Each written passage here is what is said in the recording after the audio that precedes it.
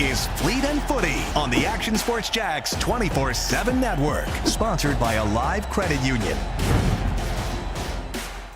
I just love that little.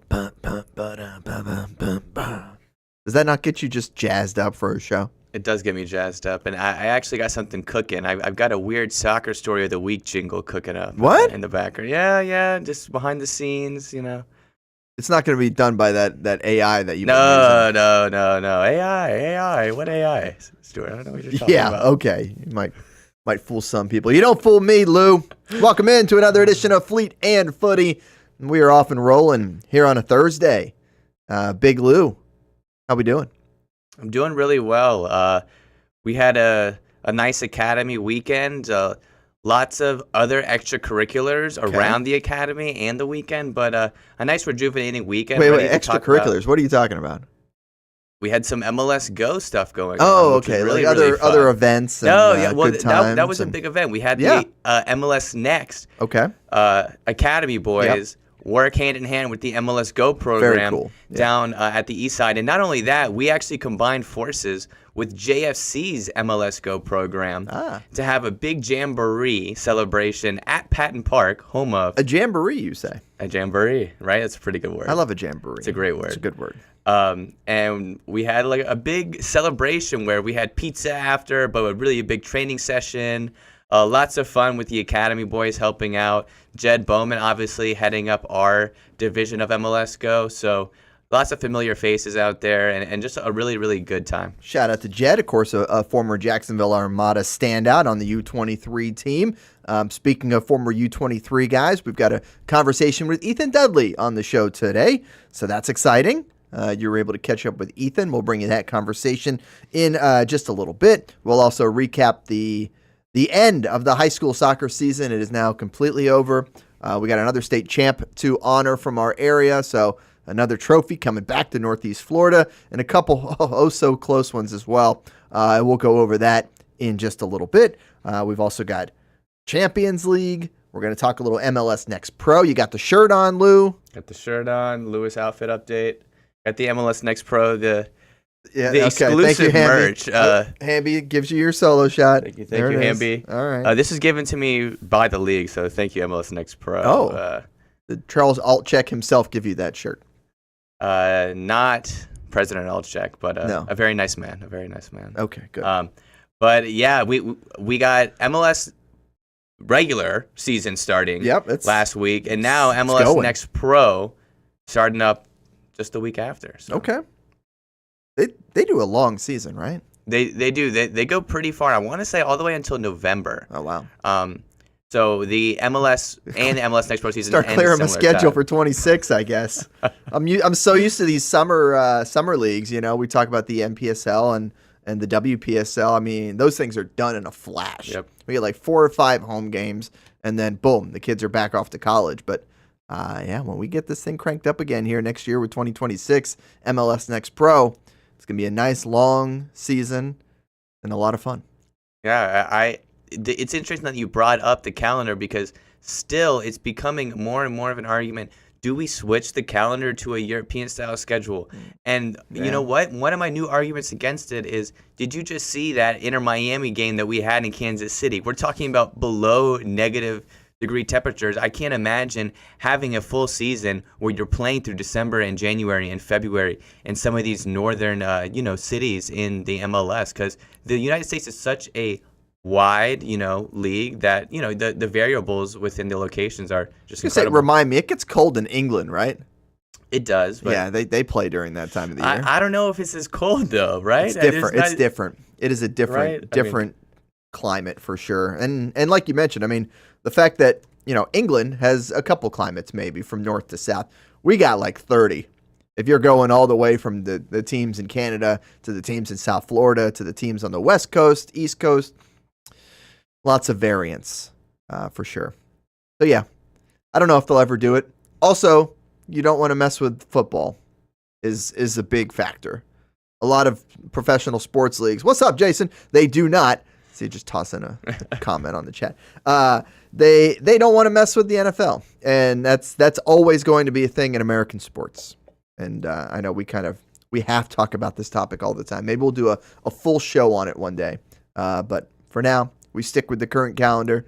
We got games starting. We're in March. We're going to go all the way to November, and we're going to enjoy a full year of soccer at the MLS and MLS Next Pro levels. All right, let's talk a little bit about the Academy. Speaking of the MLS Next program, the pipeline to the pros right here in Jacksonville. Tell me about that you said that. Yeah? We like to call it the pathway to pro. Pipeline, they both work. All right. Good alliteration. We brought it up last weekend. This is the U19 Miami Kendall Rush squad that's in first place overall in MLS Next. So a top-of-the-table clash between us in second place and them in first place. Unfortunately, the U19s can't get it done, nor do the U17s, but the U16s that I've slowly been dropping here on the show have been slowly improving throughout this spring season. We obviously mentioned their 3-3 draw against West Brom, an amazing result. They go ahead and win against one of the better teams in their division. So kudos to the U16s to get a great win. What do you think about those kits there? We got blue on blue here. We got baby blue versus like a black and blue. So you know what? I actually made the comment. These are probably one of the better kits that we play in I like the league. I like the shoulders, like some random white squares on there. That's the Capelli squares. Is that a company? Yeah. Okay. Yeah. It looked good. I liked it. I didn't mind it. Yeah, it's one of the nicer Capelli jerseys too. But it doesn't compare to that jersey that you're wearing underneath that sweatshirt there. Oh, it's hiding. I know you don't need to Superman it for me, but that's that black kit that everyone loves from the Academy. But tough weekend. Luckily, the U19 and U16 squads get a weekend of rest. Finally, it feels like they play every single weekend. And they had some doubles in there as well. Yeah, that's tough. And now only the U17s play this weekend. This time against a familiar foe, Inter Miami. So. But in Tampa. Yes. But in Tampa. I think there was a scheduling conflict somewhere in there. But the boys are going to travel over to the west coast of Florida to go try to beat the boys from South Florida. Yeah. I mean, that's a good challenge there. Jason providing some insight here. 19th with an insane amount of shots on goal. Kendall keeper, I'll say that 10 times fast, was over the top quality. So, hey, you're going to run into some of that sometimes, right? Where a team's got a standout guy that keeps you out of the back of the net or does a good job keeping his team in it. All of this is all about development for these kids, and it's awesome. There you go. We'll be a starter for a first division club in under 3 years for sure. Jason, good job out there providing some analysis. The scout. Well, and it's great to be able to see that Jason's obviously a part of Section 904, but he comes out to a lot of these games over the weekends at Patton Park. So please, when you do hear us talking about these MLS Next games, these are the next generation of players. These are the next generation of the Jacksonville Armada. We'll get into a little bit later with the interview with Ethan Dudley, but Ethan Dudley made his path to pro through JFC, through the Armada. Micah Thomas that we touched on earlier. It's like it was a pipeline. Like the pipeline. Micah Thomas, Keegan Anslin, we say these names all the time, but there's a reason why, it works. And the boys definitely do see when the Section 4 has their banners up and they're there. There's always a clap at the end of the game. You always got to go over and clap. So it's always nice to see familiar faces like Jason. All right, let's get into the team of the month in a second. Let's start with the player of the month, Jason, if you don't mind, in the back. Another Jason, Jason Hamby. Let's start with your player of the month, and Big Lou, you can tell us a little bit more about Cole Perez wearing number 34, and I noticed in this picture something else he's wearing. The captain's armband. Captain's armband. Usually a good sign that you're a good player if you got that yellow stripe across your bicep there. Yeah, Cole, just another one of those leaders, a center back. So you might foresee him being more vocal, and that's definitely his role within this team. Definitely a very vocal guy in the back line, is able to command his team and just tell them where to go. Had a really, really solid month this month. The U17's picking up some crucial points in MLS, MLS Fest. Flex. No, Flex. That's what I was going to say. Not the Fest, but the Flex. Crucial MLS Flex points. Confused. There's so many things. So, but it's fine. I know he wears that captain's armband proudly, and is one of those really solid U17 guys who's, I think, ready to take the next step up to the U19 team. One of the things I've noticed with the teams, it's very easy to figure out what squad the guys play for based on their numbers. That is true. Well, because it's like 1 to 20 something is the 19s, Yep. and then that next block of numbers is the 17s, and then if you're getting into the really high numbers, and Hamby, you can go ahead and throw up the team of the month. Guys like number 61, guys like number 57. These are the players who are on that U16 level. So you guys kind of segmented out those numbers for the different teams as you take a look here at your February team of the month. Well, funny that you say that. One of my favorite things is the Mexican academies just start doing triple digits. So they go 101, 102, No. 260, 340. We don't need three numbers. Look it up. It's really cool on the jerseys. That's bad. You can see here. It's like NASCAR. I don't want three numbers on a car. So you can see Bad enough we here. go 0 something. That's a discussion for the Cup Date, which you can watch every Wednesday and Thursday, 1 you go. o'clock. It was a good right one here this in the week. Action Sports Jacks 24/7. Lou, I might need to have you be a co-host on the Cup Date one day. I know you love your NASCAR as well. Just let me hop in the seat. Yeah, that one I do in studio though. I tried in the TV studio. I try to. It's very professional. Fancy that one up a little bit up at the big wall. I throw a suit on and Yeah. everything. I'm not over here in Not drinking the Celsius and the hoodie. It's possible that in the future that show shifts to this kind of show. But let me get back to I do such a good job taking you off topic.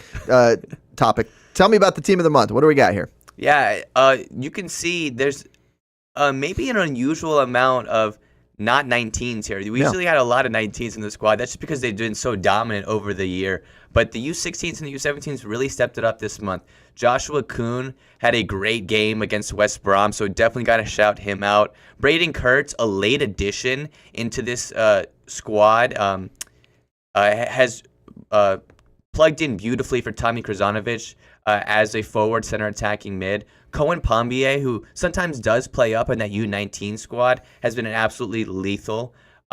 Xavier Young putting away goals, big, tall, long striker. Isaiah Zore, player of the month from last month, makes it in again this month. Donnie Campbell, a very talented young U16 player who also Got played. his legal name up there, Donald. Yeah. He goes by Donnie? Yeah, I just like realized Donnie. I said That's good. Donnie. Well, you call it. Yeah, Hey. I see these guys a lot. Yeah, man, you're Charlie hanging out with Yakov, these guys. a rock at the back for the 19s. Cole, who we touched on earlier. Andrew, who played. You got two Coles on the back line. There's so many double names in this. Are there? Yeah, it's hard to call But look, out. that's the way it is with naming kids, right? You hard go to with call some out. popular names, and we're gonna end up with a few Coles. I definitely got a few of my favorite names, like Isaiah Zore. That's a great name. It flows. Flows yeah. off the tongue. Double Z's. Levitsky played in that West Brom game as well. Did a great job. So did Gerardo and Andy Dunn, who I suspect you may see this summer, possibly in some certain extent with the 23s in between the sticks. All right, there's your stretched out version of the image. Thank you, Hamby. Appreciate you as always. For getting aspect ratio and just throwing things up there. Not that we've had that chat before. All right, there's your team of the month. Good times there. Let's transition to you kind of touched on it, the MLS Go and really the Jamboree and how much fun that was this weekend. And for those who don't know, MLS Go is a program designed to introduce the game of soccer to folks who maybe haven't played it before or aren't as exposed to the sport as others. And it's really cool that the Armada, Section 904, they've done a great job of propping this program up in a lot of the communities here in Jacksonville, including the East Side community, of course, where the stadium is headed here in the near future. So tell me about this Jamboree. You can see the kiddos out there having a good time and getting a chance to interact with some of the MLS Next folks we just talked about a moment ago. Yeah, so this was the night before their game. So kudos to the boys that showed up and volunteered their time. They were honestly so fun to watch them just interact with those kids. It was one of the first days where we got to see, I would say, 90% of our East Side kids in those MLS Go jerseys. Awesome. So that was awesome. We actually, behind the scenes, got to pick which teams got to be up there. So, okay, because how many of the different MLS teams are represented? All of them. You could pick league? from any of the jerseys, Okay. theoretically speaking. So we had the option. We picked FC Dallas. Shout out to Tommy Krasanovic for that. Sure. And so, it was really awesome to see everyone over at Patton Park. There's the whole group. Nice, that's a good Not shot. only MLS Go, the East Side, run through the Jacksonville Armada, but MLS Go in Arlington, run by JFC. Awesome. So I would say we almost had close to 45 kids there. After everyone had pizza, snacks, drinks. It was a lot of fun. Those MLS Next boys have been so crucial in reaching out to the community, and we've been involving them in several different things, such as the DSAJ parade and just little things here and there, so they can get involved in the community and feel part of it. We like to get that anchor logo out there as much as we can. Sure.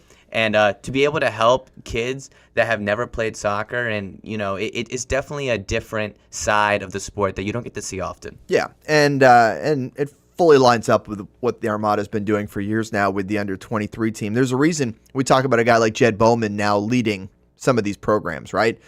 Because the players for the team are getting a chance to interact with the future of the game and realize that, not everyone's going to have a full career of playing professional soccer, right?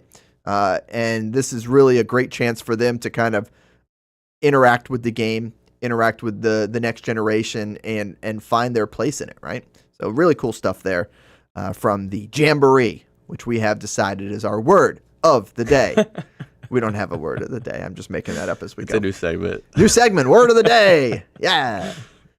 Good stuff there. All right. So that is your recap on MLS Next and the Academy boys and how they did this past weekend, as well as a Jamboree with the MLS Go program. Let's take it to the next level. We'll talk a little high school soccer, shall we? I don't know if it's going to be the last one we have for a little while, but it might be, simply because of the fact that the season is now officially over. Unfortunately, the year has come to an end. Well, fortunately and unfortunately, it's just the way the schedule works. It was going to end this time of the year no matter what anyways. So let's go ahead and start highlighting some of the local state championship teams. And Hamby will start with St. John's Country Day, certainly because they were able to go and pick up a victory in the state championship game this past week. They take down the Pine School out of Hobe Sound. Pine School. A 4-0 victory for the Lady Spartans. And tell me what you see here. Oh my How about goodness. How about that? That's a strike. That's CC Nowicki for St. John's Country Day. And look, they didn't stop there. They just kept scoring and scoring after that. It ended up being 4-0. 4-0 your final score for St. John's Country Day. And there they get the trophy. 15 state championships for Mike Pickett and the girls over there in Orange Park. They get the win. Big congratulations to St. John's Country Day. Unfortunately, our other two teams that made it to the state championships were not able to come away with a win, but both did advance to the championship game. Before I get to St. Joe's, let's start with Episcopal girls. And they lose the game 1-0. And we're going to show you a famous person in attendance for this game. And I'm not talking about Jay Bolt. Nice try. But, in fact, in attendance at the Episcopal Benjamin game, one Eldrick Tiger Woods. This video, courtesy of the Palm Beach Post. Shout out to my hometown paper from back in the day growing up. Benjamin, by the way, is in Palm Beach Gardens. It's a private school in my hometown. And Tiger Woods, his daughter, a senior, Sam Woods, on that soccer team that gets the 1-0 win and really had to hold on for dear life against Episcopal. A great run for the Eagles. They get a state runner-up finish. I'm sure Coach Bolt is really proud of that group for making such a great run. Unfortunately, Tiger Woods gets to celebrate because he doesn't have enough good stuff going on in his life. He needed a soccer championship as well. But good stuff there as a little famous person in attendance. Now, the question is, did he already say he's not playing next week here in town? I think he has till like the end of this. It might be like tomorrow or Saturday. It's a quick drive up 95. I mean, really. He just doesn't know if his game's in shape. You've seen him on TGL, like the indoor golf Jupiter thing. Links. Also in Palm Beach Gardens. I'm not doing any of the team names. I'm not doing any of that. Come on, it's a shout though. Also, forget Jupiter. It's one of our rivals in Palm Beach Gardens. Of course, yeah. The actual arena is in Palm Beach Gardens. Okay, so you get to claim that one. It's our arena. I want to go check it out sometime. It looks really cool. Again, off topic. So off topic. I've lost where I was. Oh, Tiger. I don't know if he's going to play the Players next week here in town. And I got off topic to get back on being off topic. That is amazing. That is amazing. How well I've done with Tiger. I don't know if he's playing the Players next week. He got a special exemption because of a COVID year that took away one of the years he could have played. Because you get the 5-year major championship exemption. That had run out last year. He's been injured. We'll see if he comes to Ponte Vedra Beach. All right, our final team making it to the state championship games on the boys' side was St. Joe's. And much like with Episcopal, St. Joe's comes up just short. They get to the state championship game, which is awesome. They picked up a 3-0 win over Canterbury. Also against the Pine School? Also against the Pine School. Pine School boys and girls made it there at a Hope Sound. This one actually went all the way to overtime. And St. Joe's, there you see the equalizer there late in the first half. Slide. You like the slide? Yeah, I love an E-slide. A little celebration there. And that goal was scored by Timmy, is his last name. I don't have a first name on this sheet I'm looking at right here, but last name Timmy. They fall in overtime 2-1, so give up a goal in overtime. Still a tremendous season for St. Joe's down in St. Augustine in the 1A ranks, able to get all the way to the state championship game. So major props to them and congratulations to all of our local high school soccer teams. I remember at the start of the show when we started Fleet Footy, we said we're not going to be surprised to see multiple state champions. And I think I said 4 teams were going to go and win state championships. 3 out of the 4 won. That's pretty good. It's pretty good. And the other one lost after a 0-0 draw and a penalty kick shootout. Can't talk about that one. Gave up 3 goals the entire season. So I feel like I did pretty good with those it's a good prediction. predictions. What was that? Prediction. Okay. On that note, we are going to end the segment because it's not coming back from that. But when we do come back, we've got an interview coming up with one Ethan Dudley. And actually, Ham, you got some Ethan Dudley video in there you can pull up as we tease ahead to this interview that Big Lou's got coming up with our guy Ethan Dudley. Are we zoomed in? No, yeah, there it is. Bang! So Ethan Dudley, of course, providing some... Oh, we are all over the place on this camera work. Who shot this? Did you shoot this? No. This isn't 16:9. I edited this right. Okay. I see. It's just zoomed in. Yeah. I thought it was zoomed a little bit much, but there he is. And there he goes. So Ethan Dudley, we've got a conversation coming up with him that is next right here on Fleet and Footy.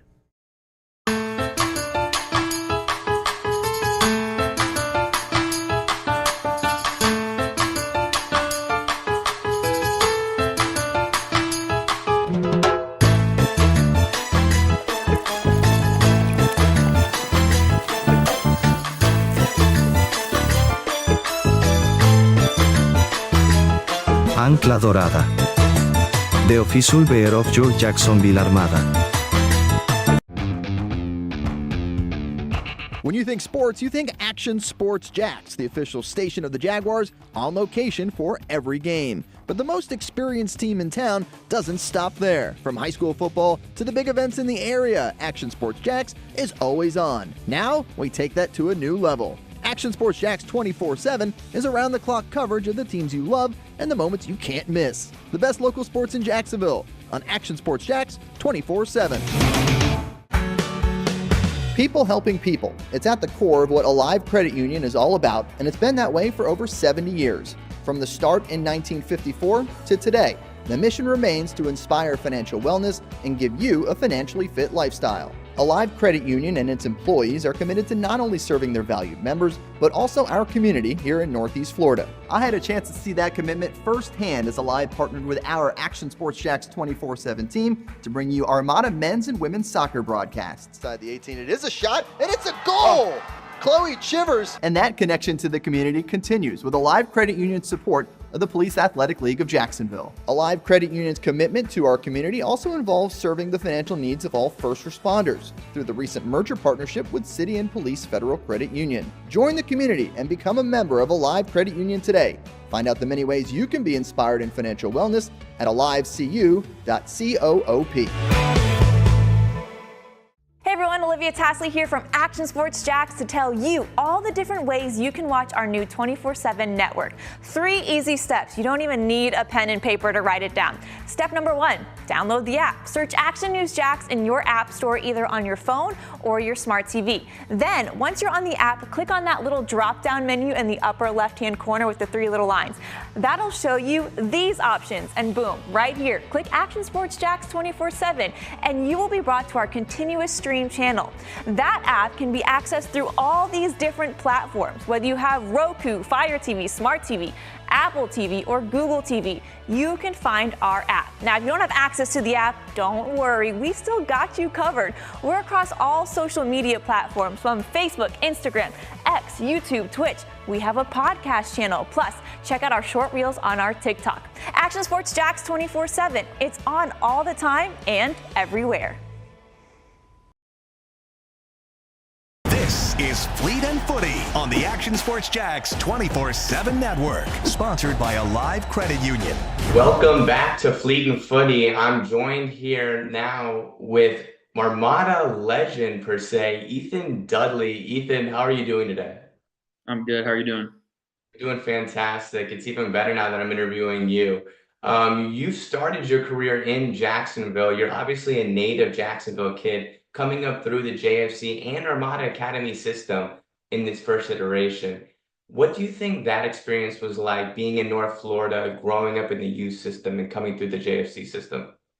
Yeah, I enjoyed it a lot. Obviously, it's a lot different than what kids are going through nowadays, just with the way that MLS is structured and everything. But for myself, it was great because I could, go to school, experience the time with my friends and family, and then also get the soccer side, and then obviously play a couple other sports as well growing up. So it gave me a really good balance. And the Armada and JFC, as far as the clubs in Northeast Florida, was the premier club, and still is when I was growing up. So it was kind of a no-brainer to play there. So really enjoyed it. So your performances at JFC got you a scholarship to Florida Gulf Coast. You played out your first 3 years there. What was that experience like? And then coming back home those summers and playing with that U23 team coached by Tommy Krzanovich. Yeah, no, it was great. I think some of the best memories I have is the Armada Summer League teams, when we would just everyone's coming back from college, and the level is the same as what college is, and you're just enjoying the time with all your buddies from home, the guys I played with in the academy, and then they'd bring in obviously some high level guys from other schools as well. So just having that balance of knowing that you really want to focus on the college season, really enjoy the college season, and do well there, and then you come home for the summer. It's great. You get to see your friends, see your family, and then you're getting to train at a level that's just as high, if not higher, to just stay sharp and be ready for the following season. So really enjoyed all of that. Yeah. So you picked up a ton of accolades, not only through your NPSL summer seasons, but in your college season, so much so that your senior year, you transferred to Northwestern. What was that step up like, coming from an ASUN school like Florida Gulf Coast into a higher tier Big Ten school? Yeah, it was big. I think for myself, going through that process, like you said, I was really fortunate where I had a few good years there that got me a lot of different opportunities. And I think at the end of the day, just narrowing down all the schools that I had, I think Northwestern was the best choice for me. I think actually my dad kind of talked some sense into me as far as going that route, because the academics there were so strong, because I felt like that was something that kind of made sense to set me up after my playing career. And then, he also had kind of expressed to me like, look, if you're good enough to play ball in the pros, it's not really going to matter where you go to school. So if you have the opportunity to get a top 10 degree in the country, it's not something that I would pass up. So then it also had that combination of the academics that you want, obviously getting to experience a new area, a new city. Chicago was phenomenal. And then, like you said, playing in the Big Ten, which in my opinion, there's, that's one of the premier conferences, the top conferences in college soccer. I would say that and the ACC are the two that, were kind of my goal to play in. So I think it kind of checked every box for me, where it was in my recruiting process, it was narrowing down, okay, I'm going to narrow it down to Big Ten and ACC schools primarily. And then from there, I'm going to make the decision that made the most sense to me. And I knew at Northwestern, I was going to have a big role. I knew it was going to give me the academics that I wanted, and I knew it was going to give me also the opportunity to play at the next level if I performed. So it kind of made the most sense. Well, you've been a leader, I think, throughout your whole career, a leader in the backline of Florida Gulf Coast for the Armada and definitely for Northwestern in that senior year.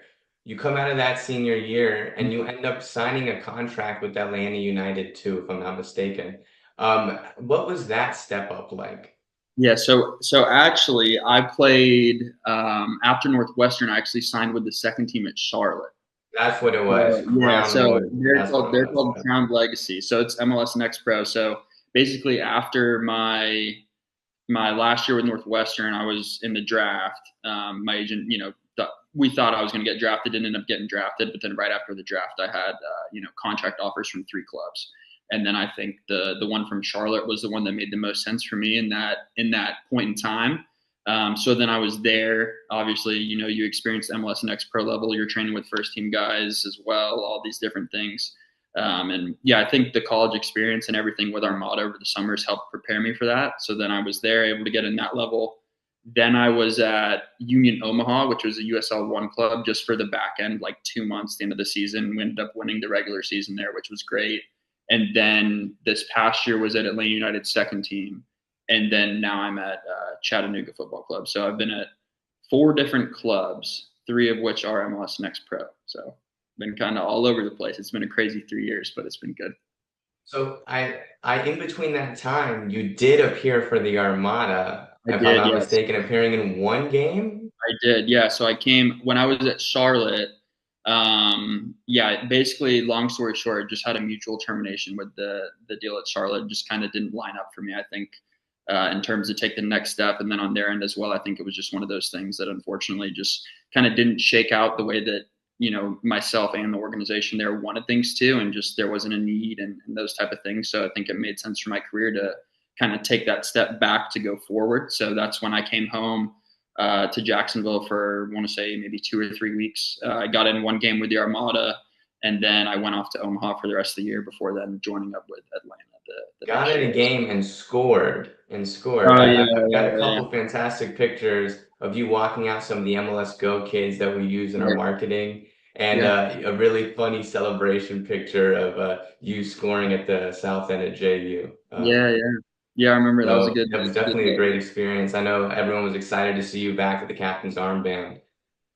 So now we're starting up the 2025 MLS Next Pro season.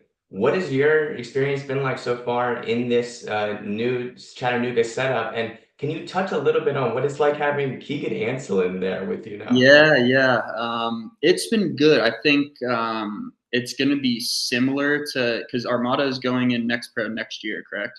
Yeah, so I think you can draw a lot of parallels here with what the Armada would look like if, best guess, that's what I'd kind of expect. Because at Charlotte and at Atlanta, those Next Pro teams are basically, it's the second team to the MLS team, and everything revolves around the MLS team. So every game, even if you're going to have guys who aren't training with you the whole week, if there's first team guys who need minutes, they're going to come down and play. If there's academy guys who are on homegrown contracts, they're going to play. Like, there's all these different moving parts in that system that has the first team, because obviously everything's predicated around the priority of the first team, which is obviously business wise, that's the way it should be.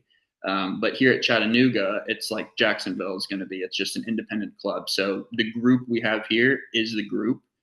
So I think that creates a lot more continuity and just better relationships within the team, and keeps everything, simple and fluid compared to the experiences that I've had with Atlanta and Charlotte, where there's a lot of moving pieces. Both were obviously great experiences. I loved it, especially when you get opportunities to train with the first team and, interact with some of these big time guys and stuff, and just get some valuable experience, learn a lot. And then it helped grow and establish my career. But this year I'm excited because it's, the group is the group, and it's just going to be about performing, playing well, and winning matches. It's not going to be as much about that development piece of the young guys or getting those first team guys minutes so they can stay fresh and set in case someone picks up a knock. So yeah, that's really exciting. And then obviously, like you said, Keegan, it's really cool to have Keegan here. I think I played 2 summers with him when I was in college. I know he's a couple years younger than me, but yeah, we've been getting along really well, and little things, going out to dinner, just hanging out, playing golf, the whole thing. So it's been cool, to kind of help him get settled in, and then teach him a little bit as well. And just, we both keep each other's minds sharp and, maintain our, our focus on that goal, and obviously have that balance as well of the off the field, just enjoying it and just relaxing and kicking back. But yeah, we actually fly to Miami tomorrow to play Inter Miami's second team on Friday. So it'll be a cool experience.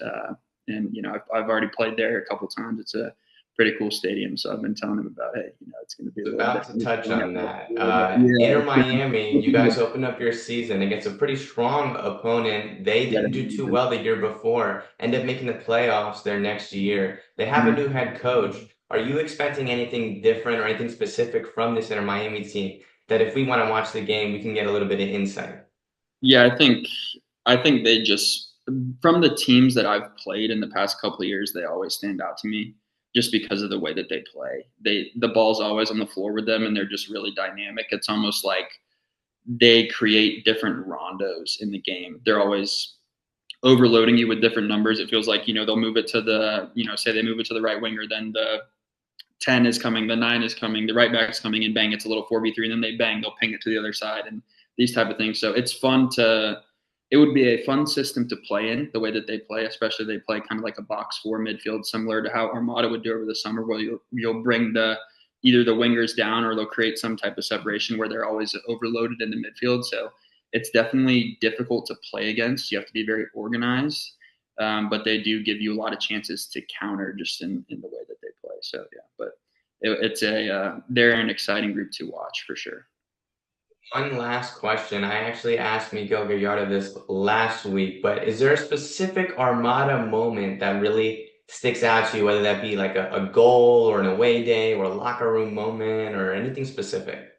That's tricky. I would say for me, honestly, it's not a certain moment or game. It's just the thing that really means a lot to me with the Armada is just the culture of the group that we've always had in the summers that I've been there, and just the quality of the guys in the front office and the coaching staff, and as far as the players and like the young men that they bring in, there's not any guys who are screwing around and causing problems. And I think the reason we were so successful is because of the culture that's been created there, and just playing with guys that you want to go play for, if that makes sense. Like Cole Reasnover, I grew up playing with him since I was a little kid, and getting to play with him every summer was something that was really special to me. Like, he was always to the left of me, and it feels like, hey, I'm out here playing with one of my best buds and just turning it loose and having fun. And, the confidence that you get from the coaching staff and the culture that's there, and just the support and just the positivity that's brought, and the clarity and how the organization does stuff is something that's special. So I wouldn't really say it's a certain moment or game, but just every time you're there, every time would be playing with Armada in the summer, whether in the off season before I'm going to Atlanta, or when I'm back from Atlanta or whatever, doing workouts, and I'm around Patton Park and all this stuff, and you see the guys there, you see even the academy guys, James Walsh, the strength coaches, obviously Tommy, Matty Isles, Nathan Walter, all these guys, even you, like, we see you guys walk around, and it's always like, hey, how are you doing? It's not kind of like nobody's too big for anybody. It's a big family environment. And I think that's what's going to be really exciting next year for you guys, where you can kind of encompass all that. And then the levels higher, there's going to be more fans. There's going to be more opportunities for growth in the community and all those sorts of things. So yeah, just the whole atmosphere of having Jacksonville with you and having everyone there for one mission is something that's really special about that place. Well, thank you, Ethan, for joining us today on Fleet and Footy. If you do miss Ethan Dudley in Jacksonville, you can go watch him on your screen tomorrow night on Apple TV. They play Inter Miami, as we formerly mentioned. Thank you, Ethan, for joining us, and we'll join you after this short break. People helping people. It's at the core of what Alive Credit Union is all about, and it's been that way for over 70 years. From the start in 1954 to today, the mission remains to inspire financial wellness and give you a financially fit lifestyle. Alive Credit Union and its employees are committed to not only serving their valued members, but also our community here in Northeast Florida. I had a chance to see that commitment firsthand as Alive partnered with our Action Sports Jacks 24/7 team to bring you Armada men's and women's soccer broadcasts. Inside the 18, it is a shot, and it's a goal! Chloe Chivers. And that connection to the community continues with Alive Credit Union support of the Police Athletic League of Jacksonville. Alive Credit Union's commitment to our community also involves serving the financial needs of all first responders through the recent merger partnership with City and Police Federal Credit Union. Join the community and become a member of Alive Credit Union today. Find out the many ways you can be inspired in financial wellness at alivecu.coop. The rhythm of my heart is beating like a drum, with we Armada rolling off our tongues. Never will we roam, for we know our place is home.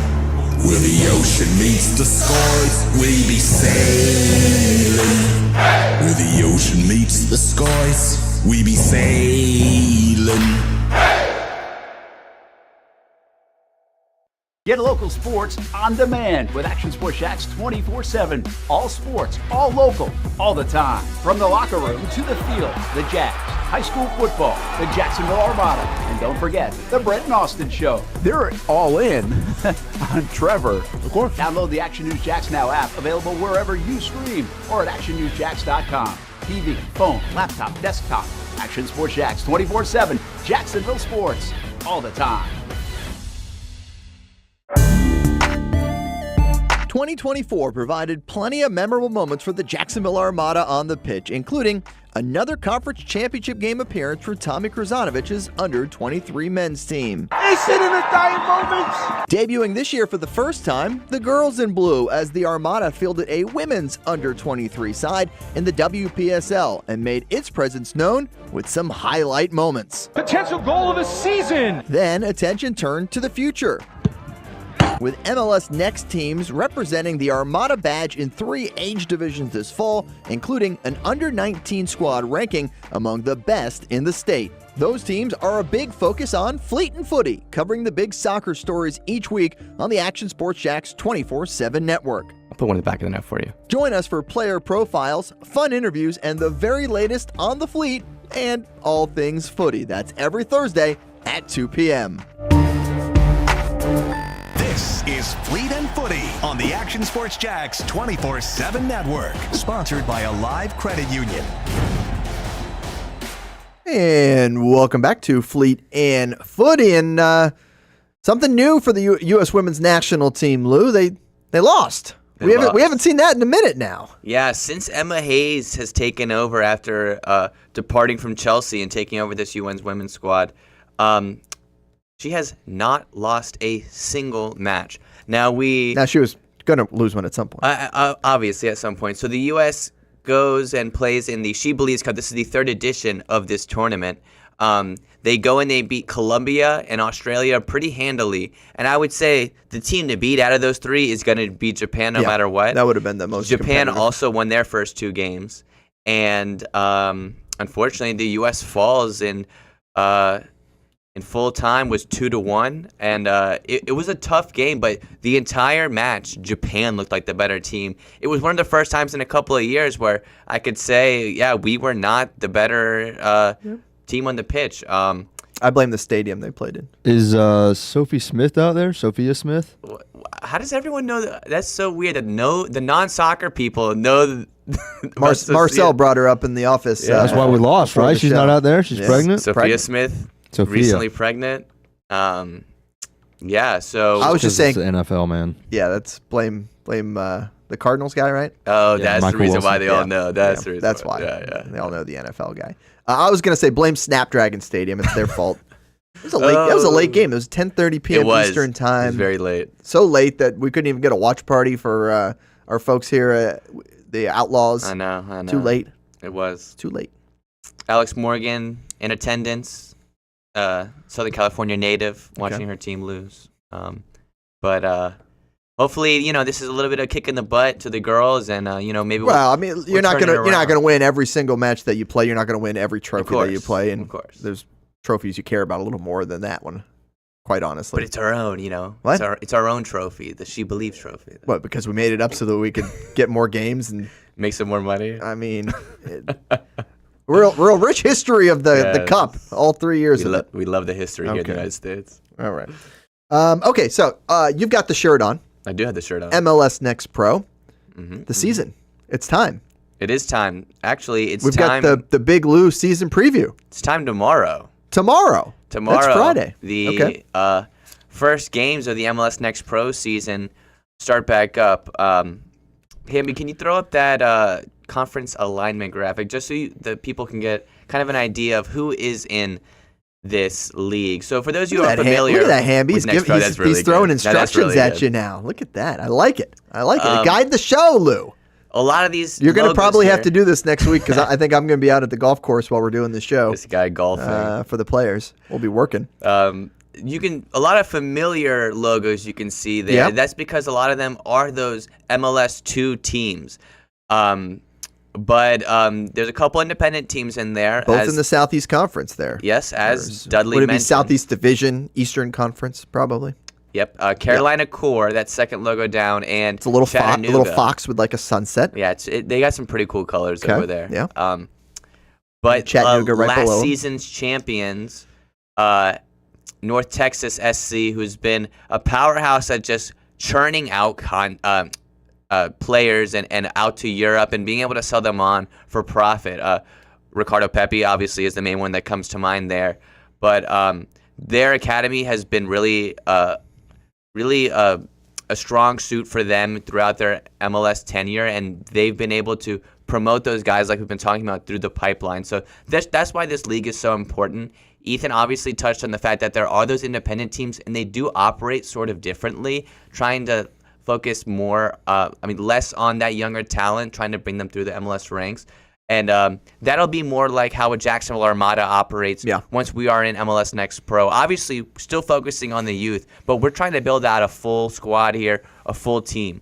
Let's take a look at the schedule, by the way. You mentioned that games get going on Friday night, and there you have it. There's the opening foray into the schedule. 4 matches on Friday night. Yeah, a couple of the teams to watch. Obviously, North Texas has been great. Chicago just sold David Poreba on for a great fee. So they've been producing a lot of talent. Inter Miami, too, just signed their new head coach and finished 3rd place last year in the regular season. They play Keegan Anselin and Ethan Dudley on Saturday night. So tune in if you're missing some Armada soccer, adjacent. See some of the former guys. Exactly. But it's an exciting league, and Hamby, if you can throw up that last graphic that just explains how the playoffs work, because this might be one of my favorite things about this league. I mean, I've sat down and watched these live streams where they do their pick on their opponents, and it is kind of, it gets everyone amped up to be able to see who their coaches pick, because it's not just like the MLS goes and chooses who plays who, or they re-rank them in some kind of order. If you are the top seed, you get first dibs on who you want to play in the playoffs. Which absolutely fires up whoever you're playing. Right? I mean, it's almost like being like, I want you. If you're the 1 seed and you pick an 8 seed, it's normal, right? Because that's the last team that made it in. You're going to play them. But if you pick like the 6th seed or the 5th seed because you think you got a better matchup against them, that storylines galore. Yeah, for us in our business, we love that kind of stuff. It's really cool. It adds an extra element of excitement. I would say don't expect this in MLS just yet, but look at the certain rules that they implement in MLS Next Pro, because on a certain level, you may see that in MLS in a few years' time. It's very similar to what you see in minor league baseball. Exactly. They test out rules and all the different things. Is that the Hamby giving me a little symbol back there? That's the review. Is that the review for this pitches? They throw strikes and balls. Is that an ineligible man downfield? That's also an ineligible man downfield. You're too short if you get dunked on. Okay, yeah. I thought that was like also a legal substitution. The handouts. We're just coming up with all. It should have been like a pull on the earlobe or something. That's bunt. That's bunt back in the day. That's a bunt, right? Hamby, what's your? Let's reveal something. Hamby's, by the way, is a high school baseball coach. Hamby, what's your sign for bunting? You got one? Yeah, it's the hand, left hand. Left hand? Yep. Okay, so anyone playing his team, look out. You see the left hand, but there is a wipe off, so maybe we can hide it a little bit. We're not revealing too much. We won't reveal the wipe. We won't reveal the wipe. Okay, watch out for. There's always the most obvious sign in baseball. It's universal. Every team. Point at him. Take the pitch. Yeah, there you go. Take the pitch. Take the pitch, kids. Live for another pitch. It's 3-0. You're not swinging at Covenant, kids. Well, we got a couple guys. Oh, you got some swingers on 3-0? We'll green light them sometimes. Oh, okay. All right. It's a different age these days, these 25 days. Look, if we've been walked 2 or 3 straight times, somebody's got to get a hack in. Yeah, I feel you. All right. Threw some baseball in there, threw some football in there, threw everything in there. By the way, I'll throw in another one. This is similar to a format you see in NHRA. They do something similar where you get to pick your opponent, and then it goes into like the eliminations. Is that drag racing? Drag racing. Wow, what this weekend, baby! This weekend, Gator National, Gainesville Raceway. We're going to throw that in every show we can on the network here. Shout out to Gator National. Talked to Ron Capps this morning. That's right. We had a driver in studio, not in the very seat that Lou sits in. Look at that. What about John Force? That's my boy. John Force is still recovering. Had a bad injury at the end of last year. He is the legend. Get well soon. Legend in the sport. Shout out to John Force. Okay, back to where we are. Some more work in the chat there. Sean Gibson, Christian, getting all the folks in there. I remember yelling "rip it," and he ripped it from 35. That goal. That's right. That's good stuff. And I showed it on social media, by the way. If you want to go see that goal again on Twitter, not zoomed in. Okay, so we've talked about MLS Next Pro. We're excited that gets going, and heck, we're really excited about in 2026 for sure with the Jacksonville Armada. Rejoining the ranks of professional soccer. Cannot wait to be part of that league, to play those teams you just saw in that graphic, to take part in, hopefully, that playoff format. That is to be determined, but excited for the future with MLS Next. Lou, MLS. Let's move on to the top tier of American soccer, Major League Soccer, Week 2 takeaways, and let's start. You want to start with your takeaways or your power rankings? We can do the takeaways first. Let's start with some takeaways, shall we? Speaking of football, takeaways. Trying to get a little bit more professional with you guys. You know what? Trying to get the graphics out. We love it. Lou. There's an apostrophe S. We got an apostrophe. I think maybe we go to Big Lou's takeaways next. You want to brand it? We can go Big Lou if you Big want. Lou. Yeah. No, having your full name on here is great. Week 2 takeaways. Where'd you get that font from? Whose font is that? Oh, I don't know, if we're being honest. Okay. I don't want to say I stole All right, don't worry about it. All right, let's go with their takeaways here, starting with number 1. Eastern Conference is better than the Western Conference. Take that, West. I might be a little bit biased because I do watch a little bit more Eastern Conference games, but I thought this prior to this season. It looks like my suspicions are confirmed throughout the first couple games of this season. Okay. Number 2, the Wild Western Conference is wide open. Okay, and the Wild really Wild West. No top team. I know I have down there a little bit later. Is LAFC a top dog? But that's probably about the only team that I can really pick out. The Galaxy, struggling with a lot of injuries. So really the West is open for maybe a surprise team like a Vancouver or a San Jose. We're like 2 matches in, by the way, to the whole season. I know. So we got a long way to go. We're making some bold statements here. These are the takeaways. We got a graphic for it. Soccer in the Southeast is scorching. It's scorching. Atlanta United. I'm wearing a sweater. It's not that scorching in the Southeast. Lots of exciting signings. 51,000 people show up to watch Charlotte and Wilfred Zaha take down Atlanta. Inter Miami's on a roll as they demolish Houston. And Nashville, obviously, still hot with their new head coach. Okay, that's the Southeast, yeah. Are LAFC and Miami still top dogs? If I had to pick out 2 teams from East Conference, right now, these are the 2 teams. This is also reflected in my rankings. Are they still the teams to beat? We will find that out in the coming weeks. And not going to lie, I thought this San Diego team needed a little bit more oomph, but their roster is better than it looks. I still think they need a playmaking center midfielder to go along with those bruisers they have, but they should have a really successful inaugural season. All right, so successful. Are they in the power rankings? Let's take a look as Big Lou updates this each and every week. Week 2 power ranking show. San Diego is... You want me to spoil it? Maybe. Almost. Oh, we got to figure out. There we go. Not They're in the top not in 10. it. They're Come not on. in it. You There put 2 are- newcomers in there. There's some newcomers in Okay. there. This is a lot. This is indicative of an early season power ranking. A lot of movement. A lot of movement. What happened to Cincinnati and Atlanta? They come tumbling down. Yeah, Atlanta, I was expecting a lot better showing from them away at Charlotte. I still think that team is overall better than Charlotte. Charlotte still looks like the team from last year who can't necessarily defend. They might now have that extra oomph with Zaha, where instead they would have drawn last year. Now they won. Inter Miami, just no Messi, no problem. I mean, took apart Houston. Their new signings have been absolutely exploding. Do not talk to me about Luis Suarez being washed, because he is having another fantastic start to his season. LAFC, perennial winners. This just seemed like a great program, continuing to do great. Columbus Crew, it doesn't account into my CONCACAF rankings, but Columbus Crew doing very well in MLS. We'll see if they can continue. Seattle has been proving me wrong with their new signings. It's been really interesting to see the way that their attack has been working out. Cincinnati, their new signing, Kevin Denke, really needs to start to get going. But I think a lot of good things are coming their way. Philly Union. I'll stop you there. What do you want? What do you want? You got a big matchup this weekend, right? You're going to go see a couple of the teams on this sheet. I am. I'm going to go see number 1 and number 7 play each other. Inter Miami and Charlotte. It's one of my games to watch this weekend. Play on Sunday in the afternoon. It will be interesting to see what kind of a team Inter Miami rolls out there, because they do have CONCACAF Champions League games in between there. I know that Wilfred Zaha, Ashley Westwood, Leo Labata are going to want to show up for Charlotte down in Fort Lauderdale. So it's definitely going to be a high-octane football match. I like high-octane. All right, we're running short on time. That's why I'm moving you along here a little bit. You could go on forever on Let me hit the last three. Hit the last three. The Union, not ranked, have an amazing Israeli striker. His name's escaping me. They are undefeated right now. Escaping me is a crazy name for a soccer player. Sorry, go on. But they're on a roll right now. Red Bull New York, I had to drop them. They really didn't have that bad of a weekend. I just thought some other teams had better weekends. All and right. Vancouver, maybe the surprise of the season Your so ranking. far. You can do whatever you want.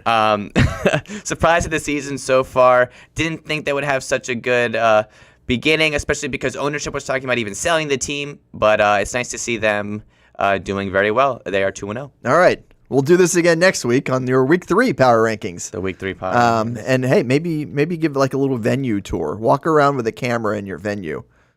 We can do that. Since you're going to Inter Miami. Give me like something to see at Inter Miami. It's a little bit of a Lego Park Stadium. I don't know if That's you know fine. that, I like Legos. Okay. Before we get to our weird soccer story of the week, we want to save a little time for that. Really quickly, your thoughts on the Champions League. Champions League. I think it's pretty interesting. The teams that I think we thought were going to win won. Those Italian teams beating the Dutch teams.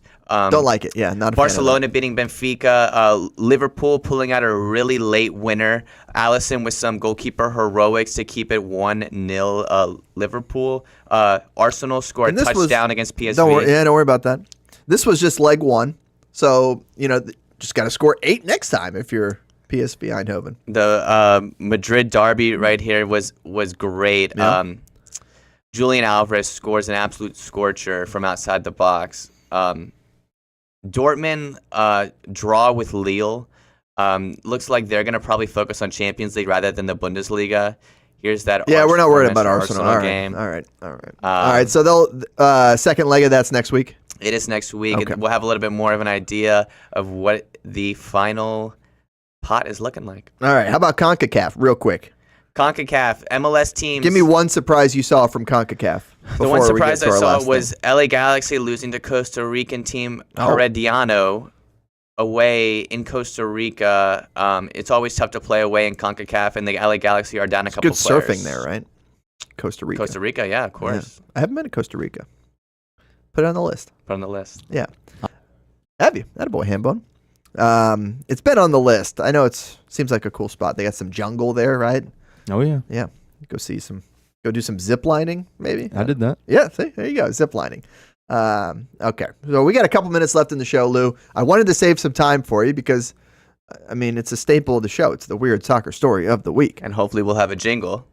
Trying to get the jingle in by my birthday episode. I'm trying to get it in there. Yeah, 2 weeks from now, by the way. Send your gifts to the Jack Studios.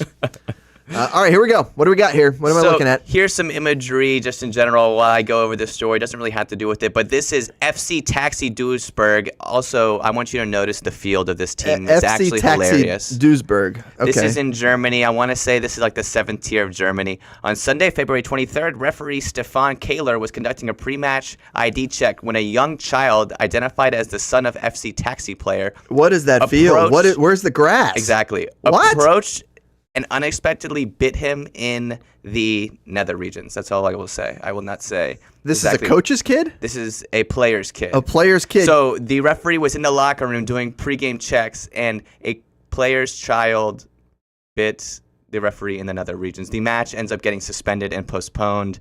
The referee does not play on the match. And FC Taxi, look at this crazy field. And the next picture, I'm pretty sure, is of them in front of a taxi, which is also another great image. FC Taxi. I wonder who pays the bills. I mean, what is going on at this club? What is going on at this club?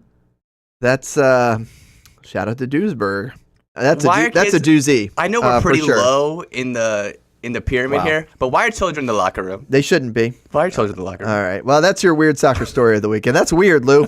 You did good there. Thank you. Thank you. All right. Good stuff. Appreciate everybody joining us here on Fleet and Footy. We'll do it again next week. I think I'm going to be remote at the Players. We'll figure it out. Nice. We'll have a good time. For Hambone, Big Lou, I'm Stuart Weber.